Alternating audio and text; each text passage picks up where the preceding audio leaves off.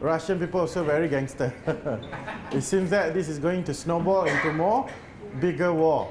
And to make things a lot more interesting, my other uncle, President Obama, has called President Vladimir Putin, issue him a stern warning. Utah, Ukraine, get ready.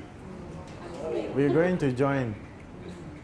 So actually what you see, this is more like a Cold War. Cold War between the US and Russia actually. Right? I think the theme for this week is the Cold War between US and Russia. And as a strategist, I would humbly ask you to look at the past. Look at the past. There are so many instances of Cold War. Cold War, Cold War. And if you look at the market, what happened to the market? The market come down for 1 or 2 weeks. The most 1 month. After that, the Cold War become hot love. And market goes up again. Right? So I think what you see that this just to me is just a teaser lah, right? Of course I understand. You need to understand. Ukraine is a very important state to Russia.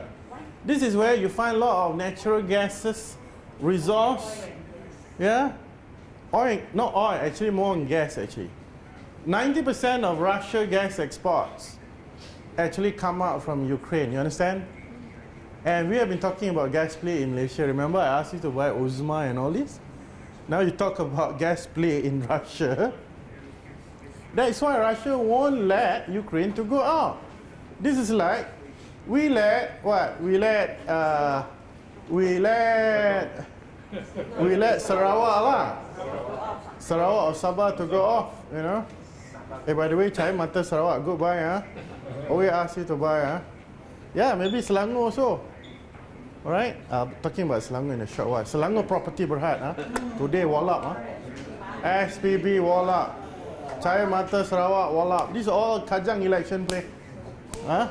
I'll talk to you in a minute. Alright, so what happened here is that this is basically federal government want to control a state district so that they can have access to all this precious resource. You know what I mean? So that's why you see, yesterday you see what happened. The gas price shoot up, man. Oil shoot $104 per barrel. 105 I think. $105 per barrel. The gold also shoot up. The worst is Russian ruble came down 12%, and Russian index is called MICEX, MICEX index. MICEX index crashed 10%, 10.8%. Basically, Europe is the worst hit. European indexes, including DAX, CAC, FTSE, all the indexes, equity stock market in Europe, kena lah. You know what I mean, kena? Kena mean basically the foreign funds start selling. ASEAN is still okay. ASEAN is still okay. Yeah. Of course, US is the strongest lah. US is strongest. US, nothing happened actually. Yeah, just a little bit only. So my advice to you guys, okay, don't be afraid by all this selling. Yeah. Buy. Don't be afraid. Yeah. Buy on dips. Yeah. Buy on dips. Maybe you want to wait until these dips bottom out first. Right, then you can go in, or you can buy now. You can average out your buy. Yeah, I think as long as it stays about 1800, composite index should be okay. KSI is making what we call a pullback. This is what we call a pullback. What you see now, this is just a concern that we may see a war between US and Russia. Now, you tell me, do you think there will be a war? Come on, man. This is not George Bush. This is my uncle Obama, ma. He's a very nice guy, just like me. You think he'll make a war? I don't think so, right? This guy only want to test only. Huh? Even Mr. Putin also, I don't think he's a brutal man. It's just for the sake of economic resource, take my word. I think this will be over maybe in a few weeks' time. So when do we buy? You should buy now. But buy the right stocks, defensive stocks, stock that have the great catalyst for today, I would suggest so.